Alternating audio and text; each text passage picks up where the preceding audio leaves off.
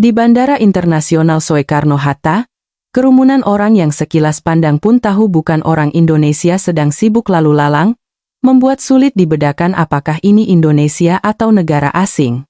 Pusat bandara dipenuhi oleh warga asing yang terbang dari seluruh penjuru dunia. Di antara orang-orang itu, yang paling menarik perhatian adalah banyaknya perempuan asing. Konon, perempuan dari negara-negara yang kekurangan jumlah pria, untuk menikah sampai memesan tiket pesawat berbulan-bulan di muka untuk datang ke Indonesia. Tokoh utama cerita kita hari ini juga datang ke sini untuk menentang berita pernikahan lintas negara semacam ini. Tetapi setelah benar-benar tiba di Indonesia, pandangan wanita muda ini berubah 180 derajat. Dari yang tadinya menentang keras pernikahan dengan pria Indonesia, akhirnya ia justru menetap di negara ini. Mari kita dengarkan kisahnya. Halo, nama saya Katia Kolesko, seorang manajer bank berusia 30 tahun dari Minsk, Belarus. Orang sering mengatakan saya terlalu optimis. Memandang dunia terlalu apa adanya, dan itu tidak sepenuhnya salah. Setelah ayah saya meninggal 10 tahun yang lalu, saya mulai merawat ibu dan adik perempuan saya yang kesehatannya lemah. Saya memilih tanggung jawab di atas impian, memilih kestabilan di atas petualangan. Setiap keputusan dalam hidup saya selalu untuk keluarga. Dan kisah yang akan saya ceritakan sekarang telah mengubah hidup saya sepenuhnya. Tolong dengarkan sampai selesai. Ya, musim dingin di Minsk selalu terasa panjang. Pada suatu sore hari kerja di bank, saya memandang keluar jendela, melihat salju turun perlahan. Di layar komputer saya, muncul permintaan panggilan video. Katia, senyum cerah Alina, adik saya, selalu membuat saya bahagia, tetapi hari ini, senyumnya tampak lebih cerah dari biasanya. Kakak, aku punya berita penting. Teriak Alina melalui layar dengan penuh semangat. Saya menyesap kopi, tersenyum, dan bertanya, berita apa yang membuatmu begitu bersemangat? Dapat promosi? Alina di layar terdiam sejenak, lalu menarik napas dalam-dalam. Aku akan menikah. Budi sudah melamarku. Saat itu juga, cangkir kopi di tangan saya jatuh dan tumpah. Saya buru-buru mengambil tisu untuk membersihkannya, sambil meragukan pendengaran saya. Apa? Menikah? Kalian baru kenal 8 bulan. Tatapan Alina tampak mantap. Kakak, aku tahu ini singkat, tapi Budi adalah orang paling tulus dan lembut yang pernah kutemui. Keluarganya juga memperlakukanku seperti anak mereka sendiri. Pikiran saya menjadi kacau. Adik saya pergi ke Indonesia sebagai mahasiswa pertukaran selama 3 tahun. Ketika dia lulus dan memutuskan untuk bekerja dan menetap di sana, saya mengizinkannya. Ketika mendengar dia punya pacar, saya pikir itu hanya bagian dari proses belajar cinta seorang gadis muda. Tapi sekarang, akan menikah, ini terlalu cepat. Alina, apa ini tidak terlalu terburu-buru? Seberapa baik kamu mengenalnya? Indonesia dan budaya kita sangat berbeda. Ekspresi wajah adik saya berubah. Kakak masih menganggapku anak kecil? Keluarga Budi benar-benar baik. Mereka tulus menghormatiku, bahkan membantuku belajar bahasa Indonesia. Dia jauh lebih peduli pada keluarga daripada pria Belarus, dan juga lebih bertanggung jawab. Di kepala saya, terlintas bayangan teman saya, Masha. Masha menikah dengan seorang pria Italia, melalui situs kencan internasional 2 tahun lalu. Awalnya, itu terdengar seperti dongeng. Perjalanan ke Eropa, kehidupan baru di negara kaya, sebuah mimpi indah. Tetapi setelah 6 bulan menikah, dia berubah total. Suaminya kasar, memperlakukannya seperti koleksi cantik yang dibawa dari Eropa Timur. Hari ini, Masha menderita depresi dan masih harus menjalani perawatan psikiatri. Alina, ingat cerita Masha yang kuceritakan? Ingat betapa sakitnya dia? Pernikahan lintas negara bisa jauh lebih berisiko daripada yang kamu kira. Adik saya menghela napas. Kakak, tidak semua pernikahan lintas negara seperti Masha. Itu karena pria itu yang tidak baik. Budi berbeda. Dan di Indonesia, banyak wanita Belarus yang hidup bahagia. Kegelisahan di hati saya semakin menjadi-jadi. Di Belarus, jumlah pria pada usia menikah jauh lebih sedikit daripada wanita. Banyak pria pergi ke luar negeri untuk mencari pekerjaan. Dari yang tersisa, tidak sedikit yang kecanduan alkohol atau punya masalah pengangguran. Dalam situasi seperti ini, wanita dari Eropa Timur seperti kami sering dianggap sebagai komoditas di pasar pernikahan internasional. Alina, tolong pertimbangkan lagi baik-baik. Pernikahan adalah keputusan besar yang mengubah hidup. Apa kamu yakin Budi benar-benar orang baik?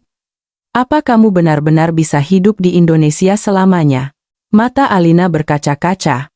Aku pikir kakak akan mengertiku. Kakak selalu mendukungku. Kenapa sekarang menghalangi kebahagiaanku? Emosi semakin memanas, percakapan menjadi tegang.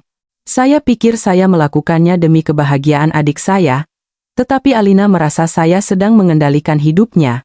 Alina, aku tidak mencoba mengendalikanmu. Aku hanya khawatir.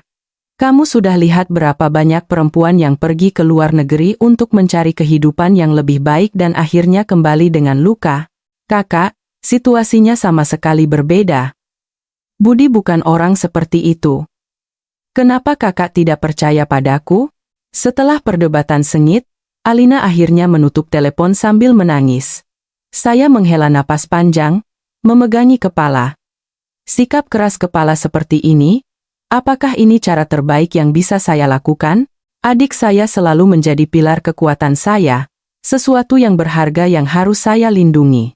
Malam itu, ketika saya pulang dan menyiapkan makan malam, terdengar jeritan dari kamar ibu.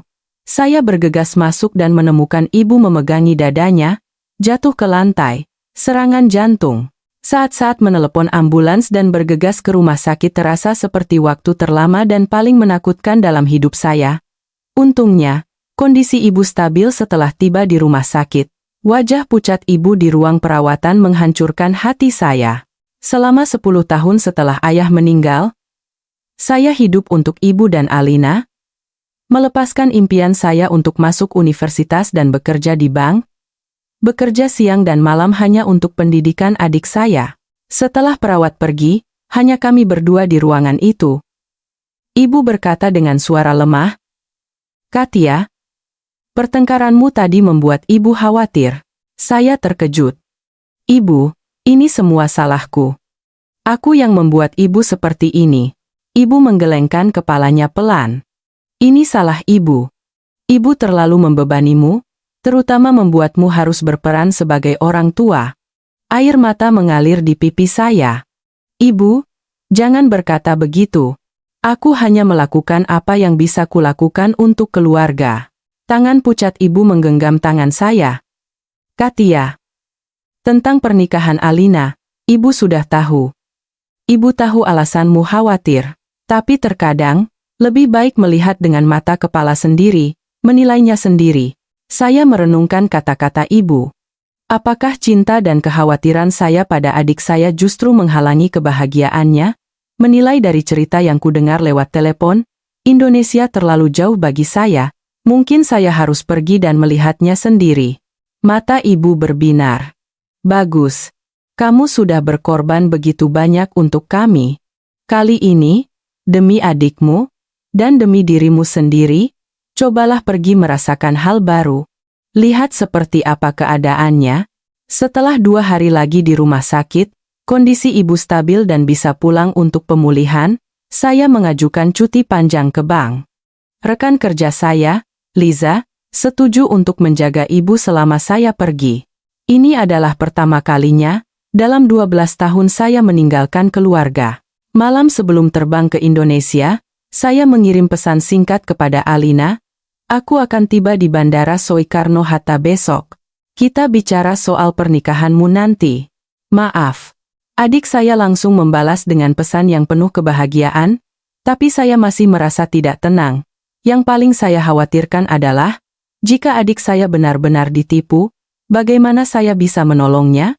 Dan jika itu benar-benar hubungan yang bahagia, bagaimana saya bisa menerima betapa sempitnya pandangan saya selama ini? Saat naik pesawat, hati saya dipenuhi kekhawatiran, keinginan untuk menolong adik saya, dan rasa penasaran akan dunia baru. Memandang keluar jendela, melihat Minska perlahan mengecil. Saya berpikir, Mungkin perjalanan ini tidak hanya akan mengajari adik saya, tetapi juga mengajari saya sesuatu. Setelah penerbangan selama 12 jam, akhirnya saya melangkahkan kaki di Bandara Internasional Soekarno-Hatta. Di tengah papan-papan bertulisan bahasa Indonesia yang asing dan orang-orang yang sibuk berlalu lalang, saya menarik napas dalam-dalam. Perjalanan yang sesungguhnya baru saja dimulai. Bandara Soekarno-Hatta lebih luas dari yang saya bayangkan, dan juga lebih bersih. Penerbangan jarak jauh membuat saya lelah, tetapi pemandangan bandara yang teratur dan sistem yang efisien membuat saya kagum.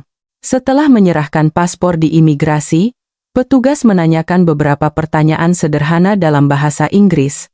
Semua prosedur selesai dengan sangat cepat. Ini dunia yang sama sekali berbeda, gumam saya pada diri sendiri. Saya mencari jalan menuju stasiun kereta bandara.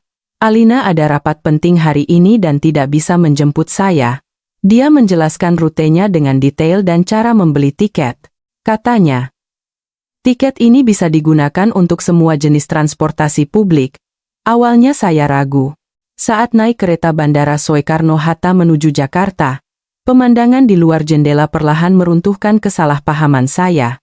Cakrawala kota dipenuhi gedung pencakar langit, diselingi oleh hijaunya pepohonan, dengan kilau cahaya matahari yang terpantul di antara bangunan-bangunan. Semuanya tampak modern dan rapi. Setibanya di stasiun Sudirman Baru, proses berganti ke MRT Jakarta membuat saya terkejut. Semua papan petunjuk, selain dalam bahasa Indonesia, juga memiliki terjemahan dalam bahasa Inggris, Mandarin, dan Jepang. Sistem informasi digital yang terpasang di seluruh stasiun menunjukkan waktu kedatangan kereta berikutnya secara real-time. Di Minsk, pemandangan seperti ini tidak terbayangkan. Untuk menuju kawasan Sudirman tempat Alina tinggal, saya naik MRT waktu itu sudah lewat jam sibuk. Jadi gerbong cukup lengang, tetapi masih ada banyak orang yang duduk tenang dengan ponsel pintar mereka. Suasana di mana semua orang menghargai ruang pribadi satu sama lain terasa baru dan nyaman. Saat itu, seorang pria paruh baya yang mabuk berjalan sempoyongan masuk ke kereta di stasiun Istora Mandiri dan duduk di seberang saya. Bau alkohol tercium tajam. Matanya yang sayu menatap saya. Tiba-tiba, dia mulai mengajak bicara orang asing dengan bahasa Inggris yang terbata-bata. Dari mana? Rusia? Ukraina? Belarus, jawab saya singkat, mencoba meminimalkan percakapan. Namun, pria itu terus berbicara dan perlahan-lahan mendekat. Belarus terkenal dengan wanitanya yang cantik. Kamu juga cantik? Kenapa datang ke Indonesia? Sudah punya pacar? Rasa takut menyelimuti saya. Di negeri asing, saya tidak tahu bagaimana menghadapi situasi ini. Penumpang lain tampaknya memperhatikan situasi ini, menunjukkan ekspresi tidak nyaman, tetapi tidak ada yang turun tangan secara langsung. Saya mencoba pindah tempat duduk, tetapi pria itu meraih lengan saya. Mau kemana? Ngobrol dulu? Yuk. Mau minum? Pada saat itu, dari sisi lain gerbong, seorang petugas keamanan MRT berseragam berjalan cepat ke arah kami, yang mengejutkan. Saya bahkan belum meminta bantuan, tetapi dia sudah merasakan situasinya. Pak, Anda mengganggu penumpang lain. Silakan kembali ke tempat duduk Anda, kata petugas itu dengan nada tegas namun sopan. Pria mabuk itu semakin menjadi-jadi, mulai berteriak. Apa? Aku cuma mau ngobrol sama teman dari luar negeri. Ketika situasi memburuk, petugas itu dengan cepat melaporkan kejadian melalui intercom. Yang lebih mengejutkan lagi, ketika kami tiba di stasiun berikutnya, 2 orang polisi sudah menunggu di peron. Bagaimana bisa? Batin saya terperangah. Salah satu polisi mendekati pria mabuk itu dengan tenang, menangani situasi. Dia tinggi besar, berpakaian rapi, dengan suara yang berat. Ketika pria mabuk itu terus melawan, dia mengendalikan situasi dengan sikap yang tidak kaku tetapi tegas. Pak, Anda sedang sangat mabuk. Kami akan antar Anda pulang. Mohon kerjasamanya. Saat rekannya membawa pria mabuk itu pergi, polisi itu mendekati saya, bertanya dengan bahasa Inggris yang fasih. Anda tidak apa-apa? Ada yang terluka? Saya menggelengkan kepala. Tidak apa-apa, terima kasih. Saya hanya terkejut dengan respons kalian yang sangat cepat. Dia tersenyum dan menjelaskan, di dalam MDRT ada CCTV, pusat kendali memantaunya secara real time. Ketika ada situasi yang tidak menyenangkan, kami akan langsung merespons, namanya Danu. Dia bertanya kemana tujuan saya dan menawarkan bantuan untuk memastikan saya sampai dengan selamat. Awalnya saya ingin menolak, tetapi takut tersesat di kota yang asing jadi saya menerima tawarannya. Setelah turun dari MRT, Danu menjelaskan secara singkat tentang budaya dan etiket Indonesia. Suaranya yang tenang dan sikapnya yang perhatian membuat saya perlahan-lahan merasa lebih nyaman. Anda dari Belarus, kan? Dari Minsk? Tanya Danu. Iya, benar sekali, jawab saya, terkejut. Dia tersenyum dan menjawab, kebetulan, teman saya, Budi, akan menikah dengan seorang gadis Belarus. Dia pernah cerita kampung halamannya adalah Minsk. Saat itu, saya berhenti. Apakah? Alina? Mata Danu melebar. Iya. Bagaimana Anda tahu? Anda kakaknya? Budi bilang kakak Alina akan datang hari ini. Kebetulan ini membuat saya tercengang. Danu adalah sahabat terbaik Budi, dan Alina berencana memperkenalkan saya pada Budi dan Danu malam ini. Apakah ini takdir atau hanya kebetulan? Di bawah bimbingan Danu, kami tiba di apartemen Alina. Ketika adik saya melihat saya, dia berlari dan memeluk saya erat. Setelah mendengar cerita pertemuan saya dengan Danu, dia menunjukkan ekspresi tak percaya. Oh, kakak, kenapa bisa ketemu dia seperti ini? Padahal aku berencana memperkenalkan kalian. Suara Alina penuh dengan kegembiraan dan keterkejutan. Tak lama kemudian, Budi tiba. Dia terlihat lebih baik dari yang saya bayangkan, memberikan kesan sebagai orang baik. Dia menyapa saya dengan sopan. Saat kami berjabat tangan, senyum tulusnya tanpa sadar meluluhkan kewaspadaan saya. Mbak Katia, senang akhirnya bisa bertemu. Alina sering sekali cerita tentang kakaknya. Malam ini, orang tua saya mengundang kita semua untuk makan malam. Apakah bisa? Saya ragu sejenak, tapi akhirnya setuju. Karena sudah sampai di sini, keluarga Budi adalah tujuan utama perjalanan saya. Keluarga Budi tinggal di sebuah apartemen di kawasan Sudirman. Saat pintu terbuka, sambutan hangat dan aroma masakan menyapa saya. Ibu Budi memperlakukan saya seperti putrinya sendiri, menunjukkan kepedulian yang tulus. Di atas meja makan, tersaji berbagai hidangan tradisional Indonesia, soto Betawi, nasi goreng, sate ayam dengan lontong, dan gado-gado. Ini adalah makanan yang baru pertama kali saya lihat, tetapi begitu mencicipinya, saya terhanyut oleh rasa segar ini. Terutama sambal terasi buatan ibunya, rasanya sungguh luar biasa. Saat makan malam, Ayah Budi berbicara dengan hati-hati. Mbak Katia, Anda pasti datang dengan banyak kekhawatiran. Kami benar-benar menganggap Alina sebagai bagian dari keluarga. Budi juga anak yang bertanggung jawab. Semoga Anda bisa mempercayainya. Mendengar itu, saya meletakkan sendok dan garpu, mengamati wajah mereka dengan saksama. Yang saya rasakan bukanlah kepura-puraan atau polesan, melainkan ketulusan. Keraguan di hati saya mulai mencair. Setelah makan malam, kami berjalan-jalan di Taman Suropati. Meskipun sudah malam, masih banyak orang yang berolahraga atau mengobrol di taman. Yang menarik, ada beberapa wanita yang berjalan sendirian. Di Belarus, wanita keluar sendirian saat seperti ini terlalu berbahaya, kata saya. Budi mengangguk. Indonesia tidak sempurna, tapi soal keamanan memang termasuk yang terbaik di dunia, terutama di Jakarta. Memandang pemandangan malam taman yang berkilauan di bawah langit, saya semakin bingung. Tempat ini sangat berbeda dari yang saya bayangkan. Transportasi publik yang efisien, jalanan yang bersih, lingkungan yang aman. Yang terpenting, Budi dan keluarganya benar-benar mencintai dan menyayangi Alina. Tapi di hati, masih ada pertanyaan. Haruskah adik saya tinggal di negara asing ini selamanya? Teringat ibu di Belarus, kampung halaman kami, dan semua kenangan bersama Alina, hati saya terasa berat. Dalam perjalanan kembali ke hotel, Danu menunggu saya.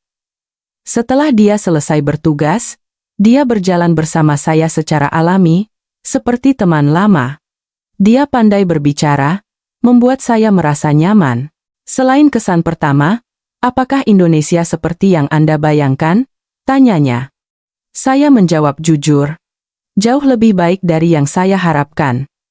Tapi saya masih belum sepenuhnya tenang. Danu tersenyum penuh pengertian. Tentu saja. Ini menyangkut keluarga. Saya bisa membantu Anda berkeliling Jakarta beberapa hari ke depan, agar Anda lebih memahami Indonesia.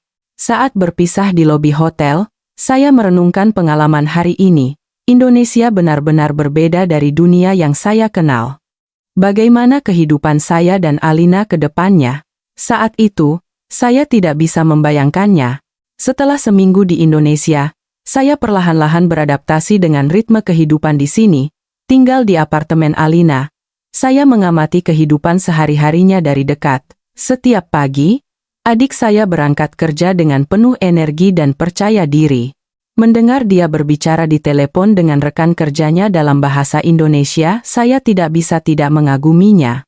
Adik perempuan yang pemalu dan pendiam yang saya kenal seolah telah lenyap.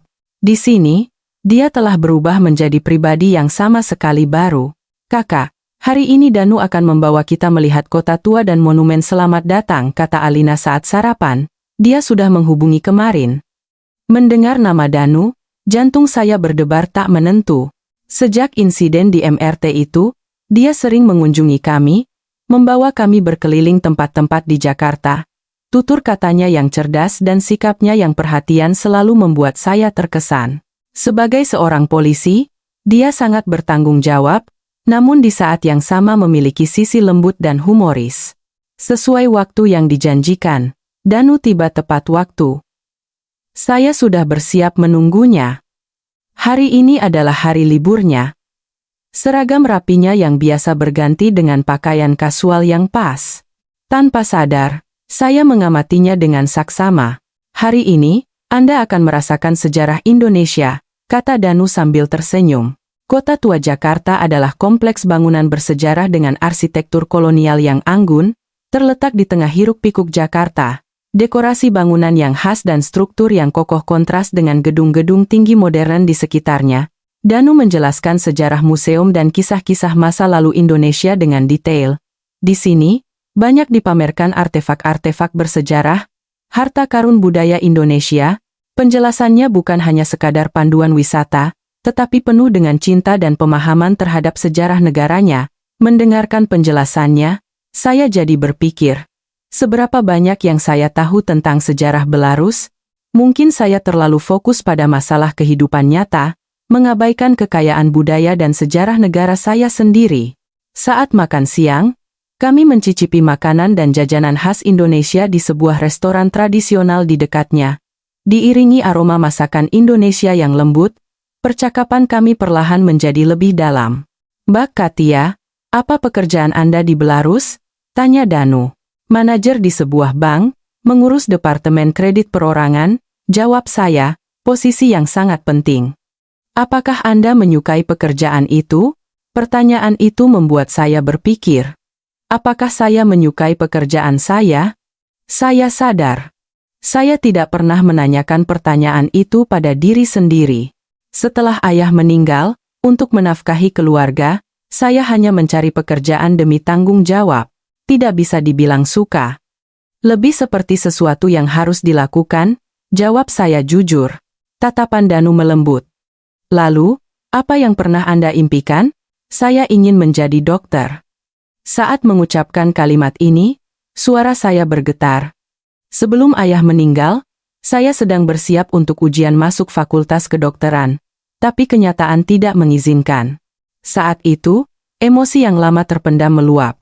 Saya tidak pernah hidup untuk impian saya sendiri, selalu memilih berkorban untuk keluarga, berkorban untuk orang lain, itulah seluruh hidup saya. Di bus menuju monumen selamat datang, Danu berbagi ceritanya. Dia ingin menjadi seorang penulis, tetapi atas saran keluarga, dia menjadi polisi. Namun, dia tetap menulis, tidak pernah melepaskan mimpinya untuk menerbitkan novel. Hidup terkadang tidak berjalan sesuai rencana kita, tapi itu tidak berarti kita harus melepaskan impian kita sepenuhnya. Kata-katanya sangat menyentuh hati saya. Saat mengunjungi monumen selamat datang yang megah, saya teringat akan apartemen kecil kami di Minsk. Di ruang yang sempit dan menekan itu, saya menjalani kehidupan yang monoton setiap hari. Tetapi di Indonesia, hanya dalam seminggu, saya mendapatkan pengalaman yang lebih banyak dari 10 tahun terakhir. Menjelang senja, kami pergi ke sebuah restoran di puncak gedung di dekat Grand Indonesia. Pemandangan kota di bawah matahari terbenam sungguh menakjubkan. Apa itu? Saya bertanya, menunjuk ke arah gemerlap lampu kota yang tak berujung. Itu adalah lautan cahaya Jakarta, simbol dari harapan dan mimpi banyak orang, jelas Danu. Saya tanpa sadar mengulurkan tangan. Lautan cahaya ini menanggung cinta dan janji dari begitu banyak orang. Entah kenapa, itu membuat saya sedikit iri. Dalam hidup saya, tidak pernah ada waktu atau energi untuk mengejar cinta, masalah kehidupan nyata selalu menjadi prioritas. Perasaan adalah sebuah kemewahan.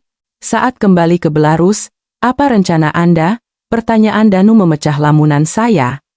Saat kembali, saya mulai berbicara, lalu tiba-tiba berhenti. Saat kembali, tidak akan ada yang berbeda. Kembali ke bank.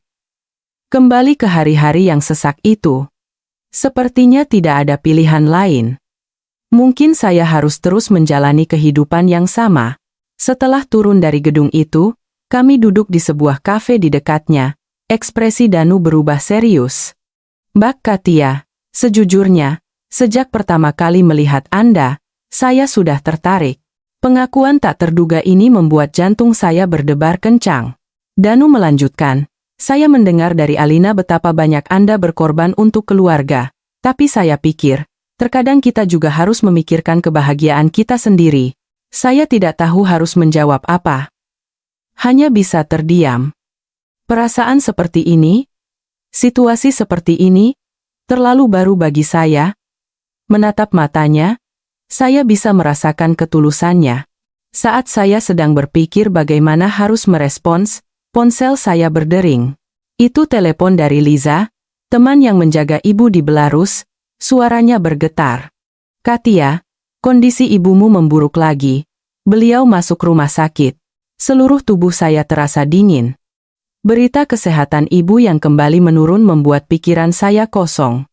Pikiran bahwa saya harus segera pulang muncul di kepala saya. Aku mengerti. Aku akan segera kembali. Setelah menutup telepon, saya menatap Danu dengan bingung, tidak bisa berkata apa-apa. Ada apa? Tanyanya cemas. Ibu. Ibu sakit. Di rumah sakit, kondisinya serius, suara saya bergetar. Danu segera berdiri. Kalau begitu, lupakan yang tadi. Saya akan bantu apapun. Mari kita cari tiket pesawat. Dalam perjalanan kembali ke hotel, Danu selalu ada di samping saya. Saat menjelaskan situasi kepada Alina dan memesan tiket pesawat, dia memberikan dukungan yang sangat besar. Ketenangannya dan bantuannya yang nyata membuat saya bisa bertahan. Malam itu, saat berpisah di lobi, ekspresi Danu serius. Apapun keputusanmu nanti, aku akan mendukungmu. Jika kamu ingin kembali, aku akan menunggumu di sini. Mendengar itu, air mata saya menggenang. Di Belarus, saya tidak pernah merasakan perasaan seperti ini. Seseorang yang memahami situasi saya, memberikan dukungan tanpa syarat, itu memberi saya ketenangan yang belum pernah saya rasakan. Kembali ke kamar dan mengemasi barang, saya dilanda emosi yang kompleks, kekhawatiran untuk ibu, pertimbangan tentang pernikahan adik saya, dan perasaan terhadap Danu. Semuanya campur aduk. Memandang pemandangan malam Jakarta melalui jendela, saya menyadari bahwa dalam waktu singkat ini, saya mulai memikirkan diri saya sendiri. Kehidupan saya sendiri, pengalaman di sini sedang mengubah saya. Keesokan paginya, Alina mengantar saya ke bandara. Di depan ruang keberangkatan, adik saya memeluk saya erat. Kakak, apa pendapatmu tentang pernikahanku dengan Budi? Tanya Alina hati-hati. Saya berpikir sejenak, lalu menjawab dengan tulus, Awalnya aku sangat khawatir, tapi sekarang, jika kamu bahagia, aku juga ikut bahagia. Budi sepertinya orang yang baik. Air mata Alina menggenang. Terima kasih, Kak. Terima kasih banyak. Terima kasih banyak. Terima kasih banyak. Sebelum naik ke pesawat, Danu datang ke bandara. Di tangannya ada sebuah kotak hadiah kecil. Ini teh herbal Indonesia untuk ibumu. Katanya baik untuk kesehatan, katanya dengan canggung. Saat itu, saya yakin bahwa saya memiliki perasaan khusus untuk pria ini. Meskipun saya tidak tahu apakah saya akan kembali, apakah ini akan menjadi perpisahan terakhir. Tetapi satu hal yang jelas, perjalanan singkat ke Indonesia ini telah mengubah hidup saya selamanya.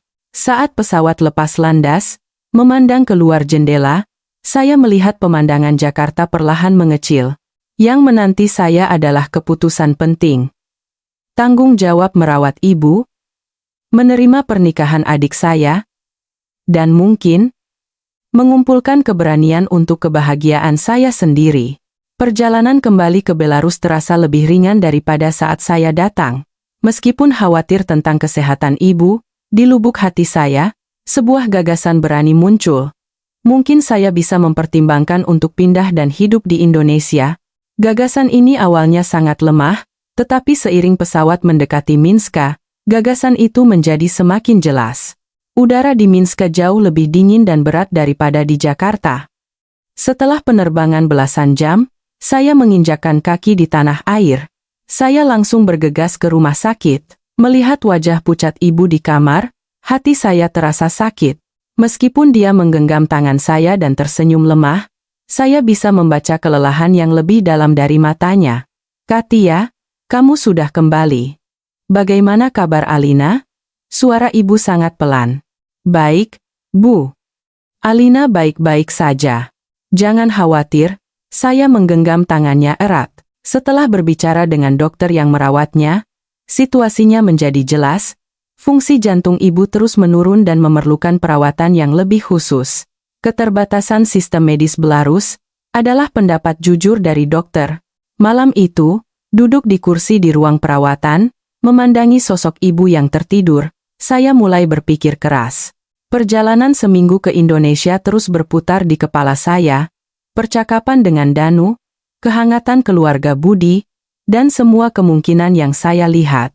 Sebuah gagasan muncul. Mungkin ini adalah petunjuk dari takdir, demi pengobatan ibu, dan demi memulai hidup baru saya sendiri, pindah ke Indonesia. Keesokan paginya, kondisi ibu sedikit membaik dan dokter mengizinkannya pulang. Setelah sampai di rumah, saya mengumpulkan keberanian dan menjelaskan gagasan saya kepada ibu dengan hati-hati. Bu, aku ingin bicara tentang Indonesia. Saya duduk di samping ibu yang berbaring di tempat tidur. Indonesia sangat berbeda dari yang aku bayangkan. Sistem medis di sana termasuk yang terbaik di dunia. Budi, pacar Alina, juga orang yang baik. Saya terus berbicara. Ibu mendengarkan dalam diam, menarik napas dalam-dalam. Saya langsung ke intinya. Melihat kondisi jantung ibu, aku pikir berobat di Indonesia akan menjadi pilihan yang lebih baik. Aku berpikir, mungkin kita sekeluarga bisa pindah ke Indonesia. Mata ibu melebar karena terkejut. Katia, apa yang kamu katakan? Rumah kita, pekerjaanmu, semuanya ada di sini. Ini adalah reaksi yang saya duga, tetapi kali ini, saya lebih yakin. Aku tahu, Bu. Tapi terkadang kita perlu perubahan. Di Indonesia, ibu bisa mendapatkan perawatan yang lebih baik. Aku bisa melamar pekerjaan di lembaga keuangan internasional. Yang terpenting, kita bisa bersama Alina. Ibu terdiam sejenak, memandang keluar jendela.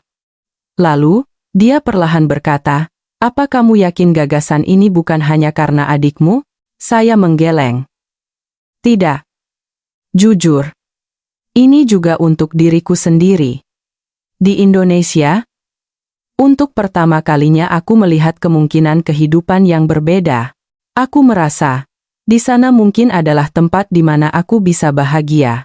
Saat itu, ponsel saya berdering. Itu adalah pesan dari Danu, menanyakan kesehatan ibu, dan melampirkan informasi tentang sebuah lembaga keuangan internasional di Jakarta yang sedang merekrut tenaga ahli asing. Dia bilang dia bisa merekomendasikan CV saya.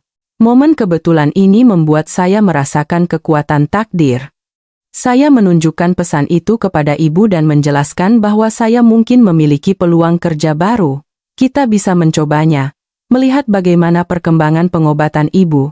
Beberapa hari berikutnya, saya mulai membuat rencana konkret. Dengan bantuan Danu dan Alina, saya mengumpulkan informasi tentang sistem medis di Indonesia dan informasi tempat tinggal bagi ekspatriat, terutama paket perawatan medis untuk pasien asing dan visa tinggal jangka panjang.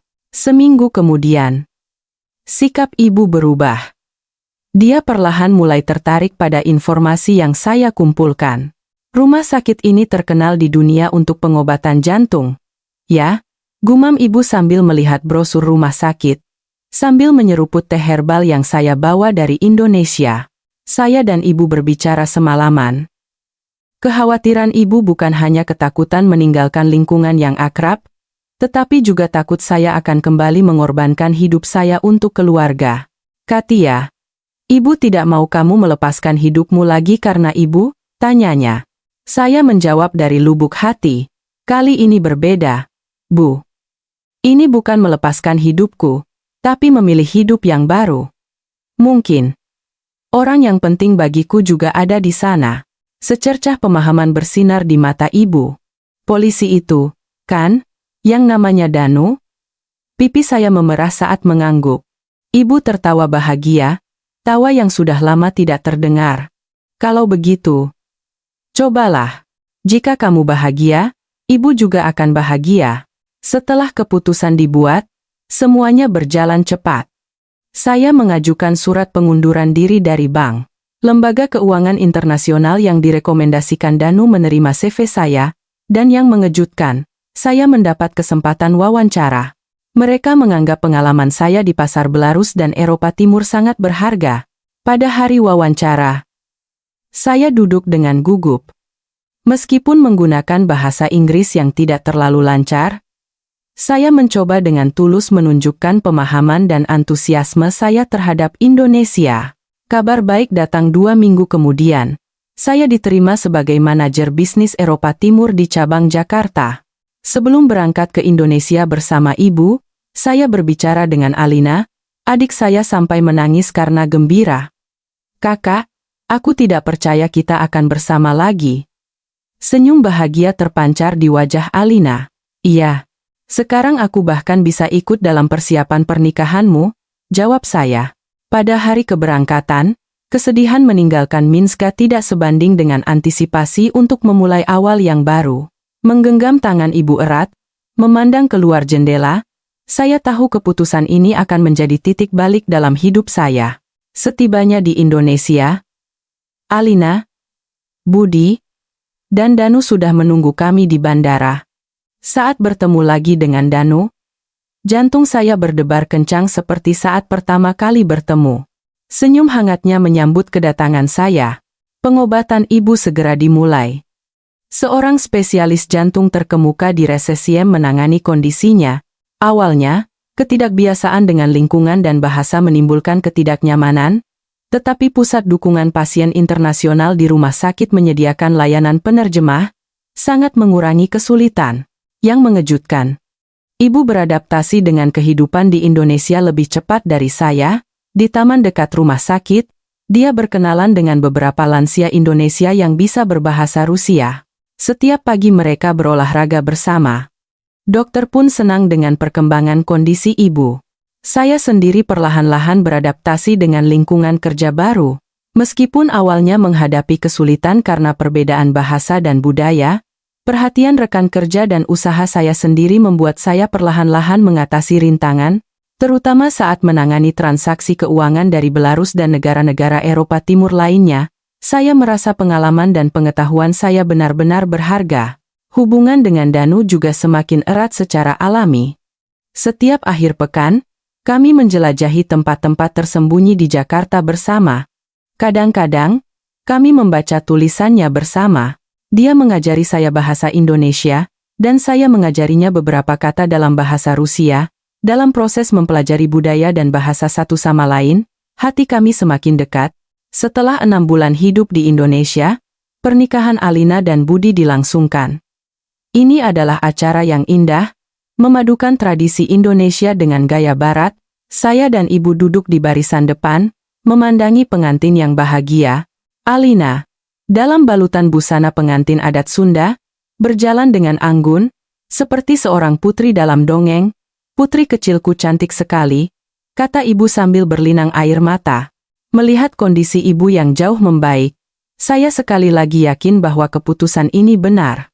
Melihat sekeliling di acara pernikahan, tempat ini sekarang dipenuhi oleh orang-orang yang telah menjadi keluarga baru kami, orang tua Budi, teman-teman, dan Danu.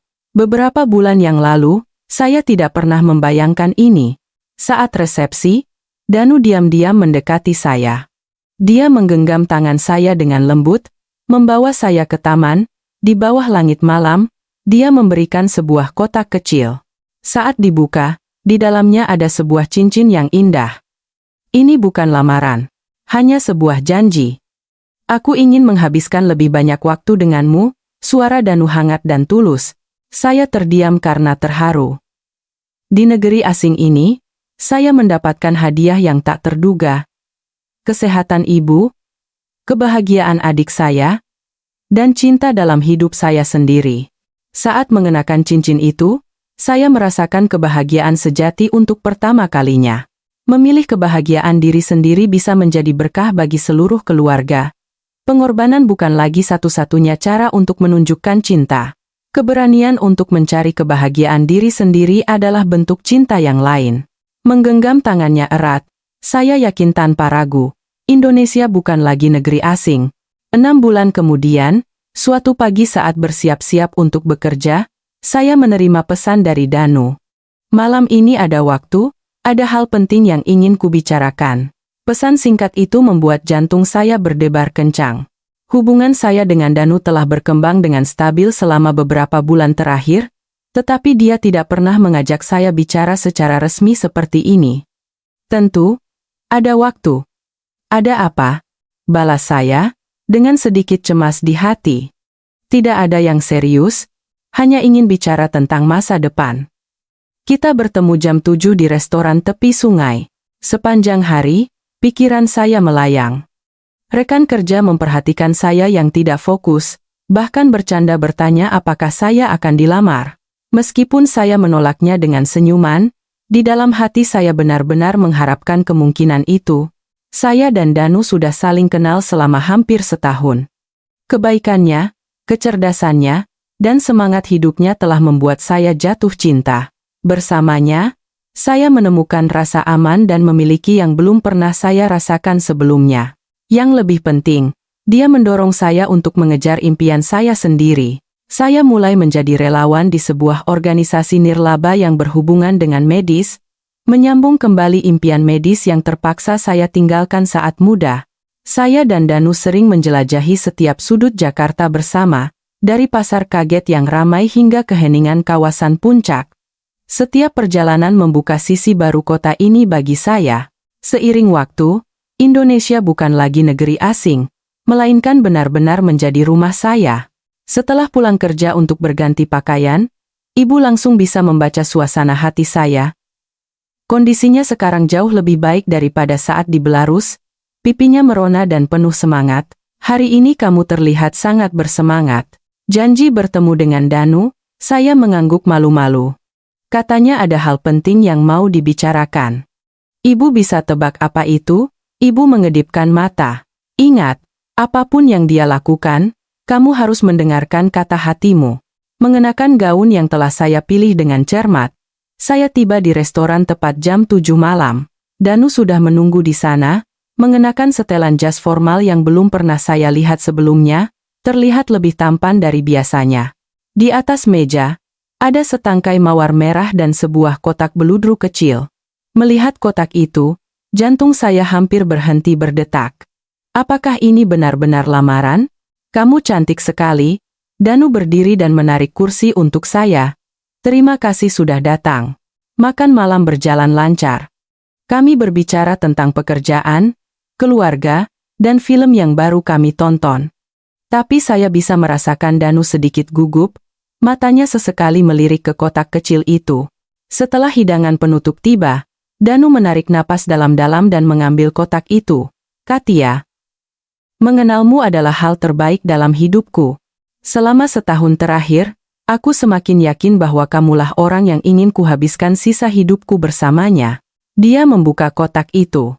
Di dalamnya ada sebuah cincin berlian yang berkilauan. Maukah kamu menikah denganku? Air mata menggenang. Saya sudah lama menantikan saat ini. Dan rasanya datang terlalu cepat. Kebahagiaan tak terbatas meluap di hati saya.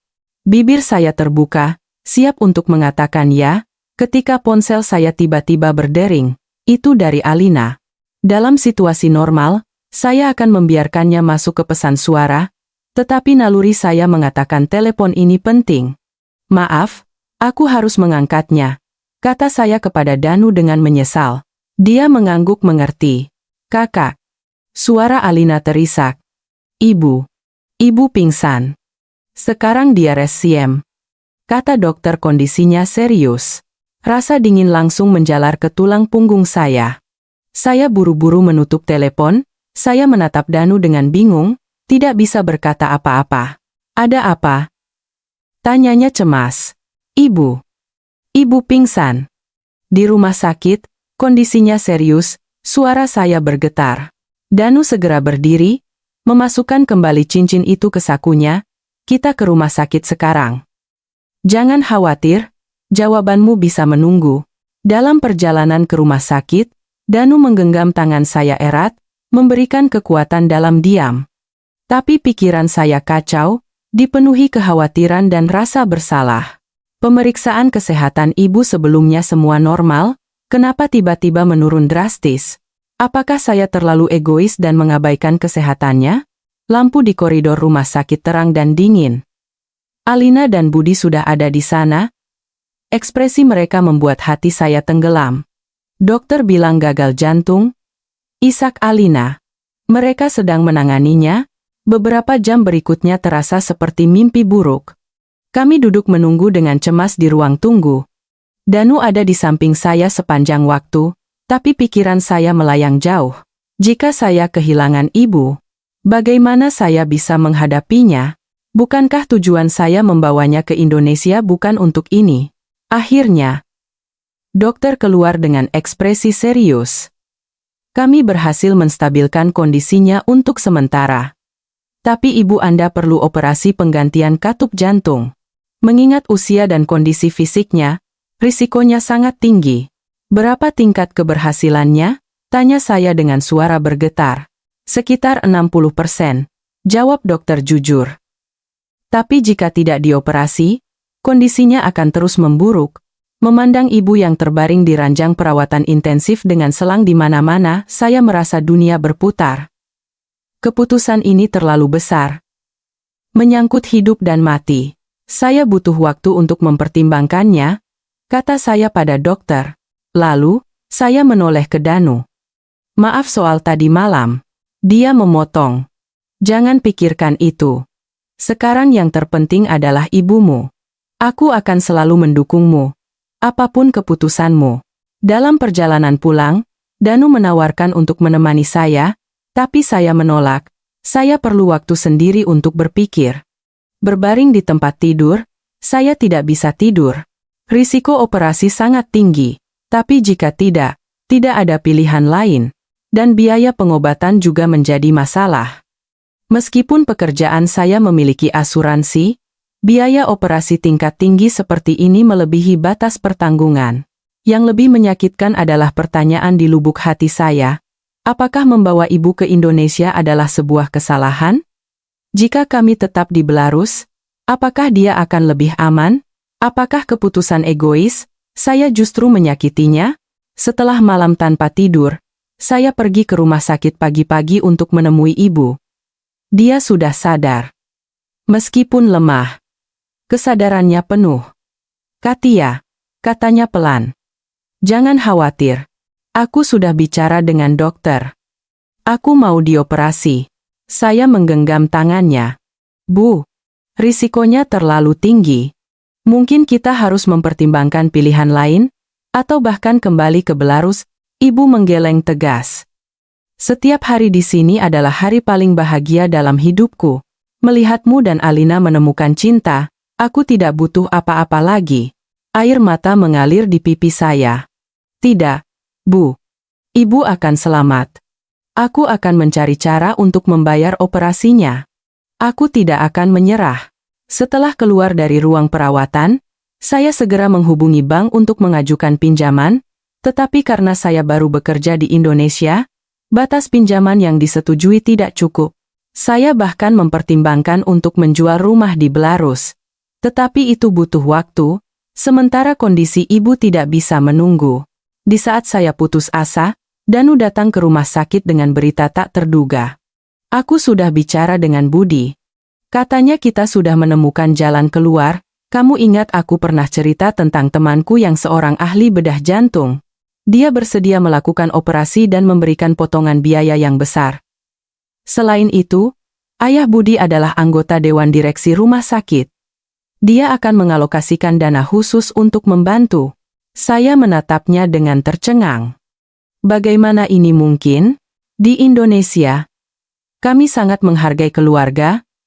Mbak Katia, kata Danu lembut, Anda, Alina, dan ibumu adalah bagian dari keluarga kami. Kami tidak akan membiarkanmu menghadapi ini sendirian. Saat itu, saya memeluk Danu, menangis terseduh-seduh, cinta dan dukungan, tanpa syarat seperti ini. Adalah sesuatu yang tidak pernah saya bayangkan akan saya terima. Hari operasi ditetapkan seminggu kemudian.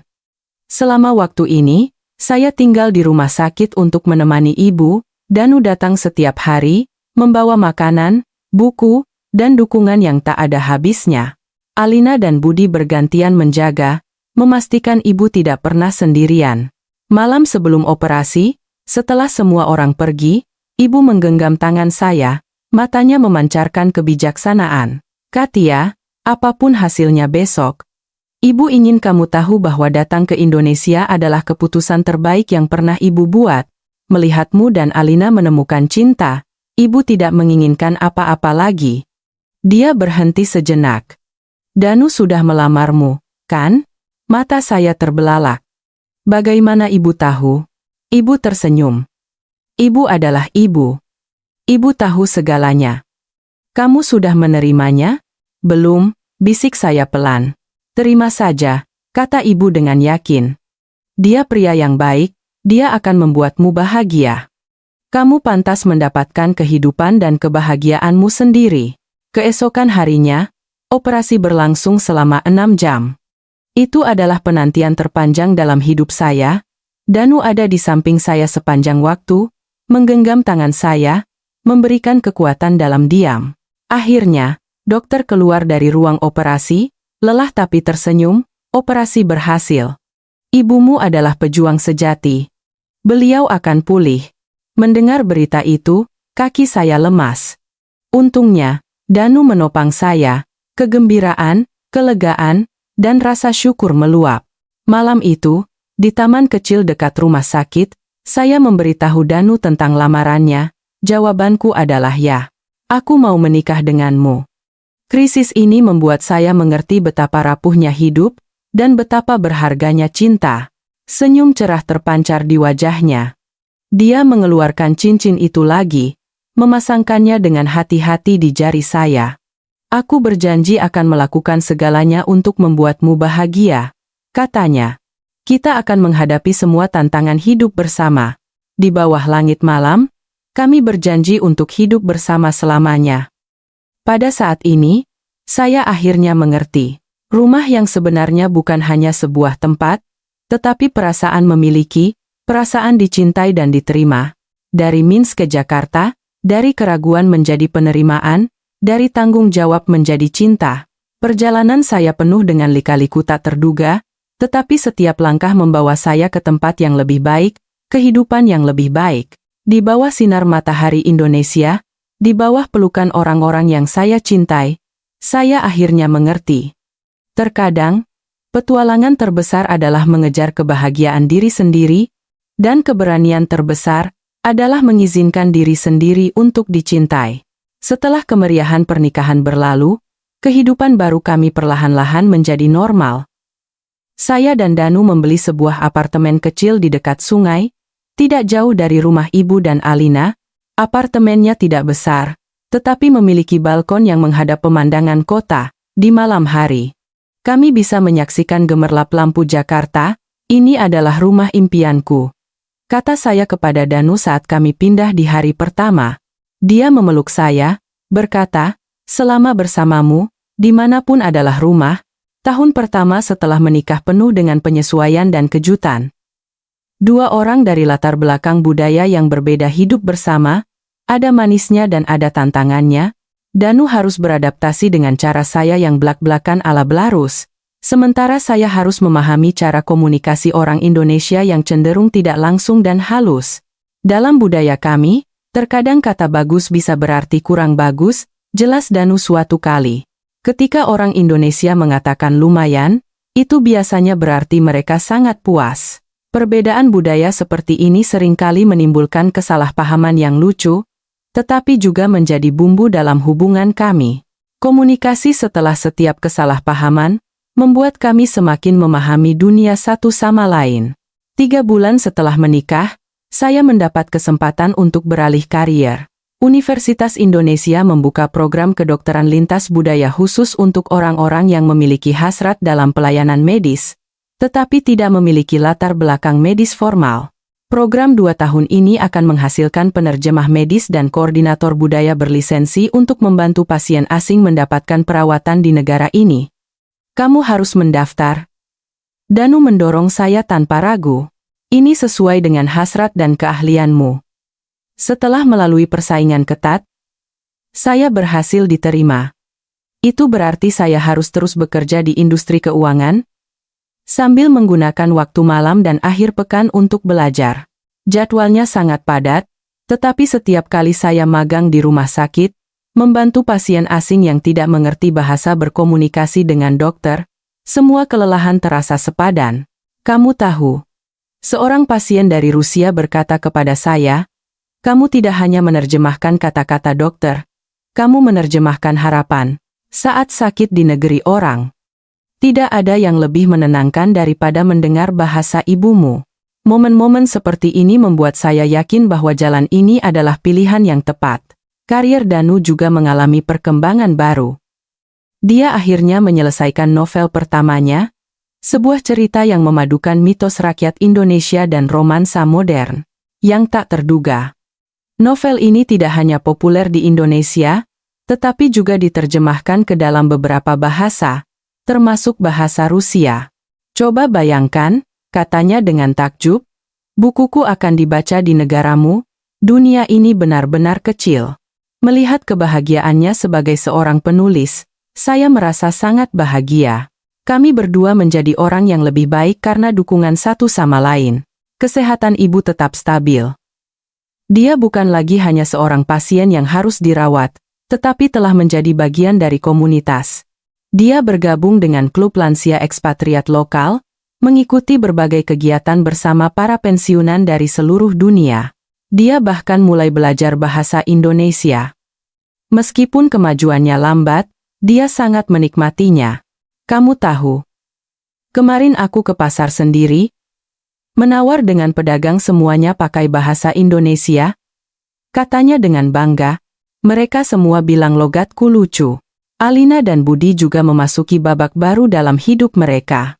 Mereka akan menjadi orang tua. Mendengar berita ini, saya dan ibu menangis haru karena gembira.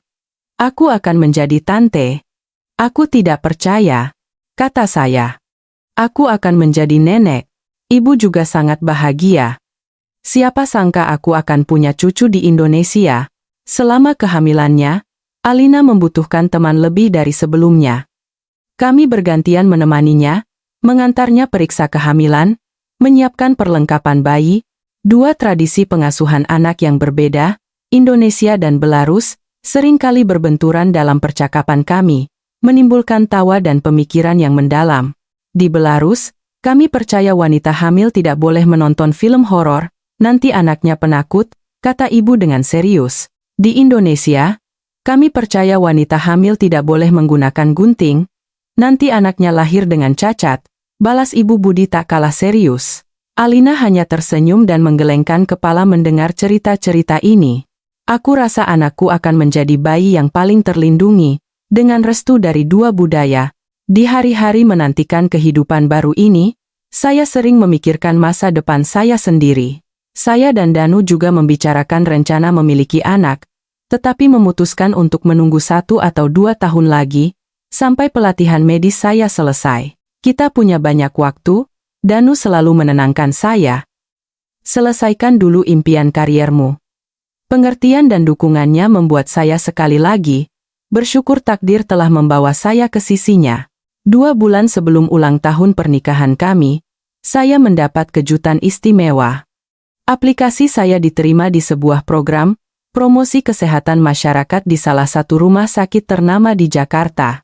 Ini adalah pekerjaan paruh waktu, memungkinkan saya menggunakan waktu luang untuk terlibat dalam pekerjaan yang berhubungan dengan medis, menyambung kembali impian medis yang telah lama saya tinggalkan. Lihat, kan, kata Danu dengan gembira. Hidup selalu penuh kemungkinan. Mungkin kamu bisa menghidupkan kembali impian medismu. Kata-katanya membuat saya berpikir. Mungkin memang belum terlambat. Pada ulang tahun pernikahan pertama kami, Danu membawa saya ke restoran yang sama tempat kami kencan pertama kali. Saat kami duduk di meja yang sama, semua di sekitar kami tampak tidak berubah, tetapi kami tahu kami bukan lagi orang yang sama. Setahun yang lalu hari ini, aku hampir melamarmu di sini, Danu tersenyum mengenang. Lalu terganggu oleh telepon. Takdir memang punya rencananya sendiri. Insiden itu justru membuat perasaan kita semakin kuat. Saya menggenggam tangannya. Setelah makan malam, kami berjalan-jalan di tepi sungai. Angin malam berhembus lembut, menyentuh wajah. Lampu-lampu Jakarta terpantul di permukaan air, seperti bintang jatuh ke bumi. Jika waktu bisa diputar kembali, apakah kamu akan memilih jalan yang berbeda? Tanya Danu tiba-tiba. Saya berhenti, menatap matanya dengan serius. Tidak. Bahkan jika aku tahu akan menghadapi semua kesulitan dan ketidakpastian, aku akan tetap memilih untuk datang ke Indonesia, memilih untuk bertemu denganmu, memilih semua ini. Dia memelukku, tersenyum, dan berbisik di telingaku, aku sangat beruntung, karena keberanianmu lah yang membawamu kepadaku. Dalam perjalanan pulang, saya menerima pesan dari Alina. Dia mulai merasakan kontraksi, sedang dalam perjalanan ke rumah sakit. Kami segera mengubah arah, bergegas ke rumah sakit. Ketika kami tiba, Budi sedang menunggu di depan ruang bersalin. Ibu juga duduk diam di sampingnya, melantunkan doa. Bagaimana keadaannya? Tanya saya cemas. Dokter bilang normal, tapi butuh waktu, jawab Budi. Suaranya bergetar karena gugup dan gembira. Beberapa jam berikutnya, kami bergiliran menunggu di depan ruang bersalin. Danu membelikan kopi dan roti lapis. Ibu tak henti-hentinya merajut selimut bayi. Sebuah keterampilan baru yang baru saja ia pelajari. Pukul 3:17 pagi, tangisan bayi yang nyaring memecah keheningan rumah sakit. Tak lama kemudian, seorang perawat keluar, mengumumkan bahwa bayinya laki-laki, sehat, ibu dan anak selamat. Saat diizinkan masuk ke ruang perawatan, saya melihat Alina, lelah tapi bahagia, memeluk bayi mungilnya. Dia menatap kami, senyum cerah terpancar di wajahnya. Ayo, lihat keponakanmu, katanya pelan. Mikhail. Kami memutuskan memberinya nama yang terdengar Belarus sekaligus memiliki nuansa Indonesia. Saat saya dengan hati-hati menggendong kehidupan baru ini, perasaan haru yang tak terlukiskan meluap di hati saya. Kehidupan kecil ini menghubungkan dua budaya, dua sejarah, sebuah awal baru bagi keluarga kami. Selamat datang di dunia, Mikhail. Bisik saya. Kamu punya keluarga istimewa yang membentang setengah dunia, tapi penuh dengan cinta. Pada saat itu, berdiri di sebuah rumah sakit di Jakarta, Memeluk seorang bayi berdarah belarus Indonesia, saya merasakan kesempurnaan yang mendalam. Hidup terkadang tidak berjalan sesuai rencana, tetapi seringkali, ia memberikan kejutan yang lebih baik. Saat tiba di rumah menjelang fajar, cahaya pagi menembus jendela ruang tamu. Saya dan Danu duduk bersandar di sofa, menikmati momen tenang. Lagi mikirin apa? Tanyanya, melihat saya melamun. Aku sedang memikirkan keajaiban hidup, jawab saya. Aku datang ke Indonesia untuk meyakinkan Alina agar tidak menikah dengan pria Indonesia. Sekarang, aku sendiri menikah dengan pria Indonesia, seluruh keluargaku ada di sini, dan bahkan punya keponakan yang lahir di Indonesia. Danu tertawa. Terkadang kita berpikir kita yang membuat keputusan, padahal sebenarnya, keputusan itulah yang membentuk kita. Dia benar.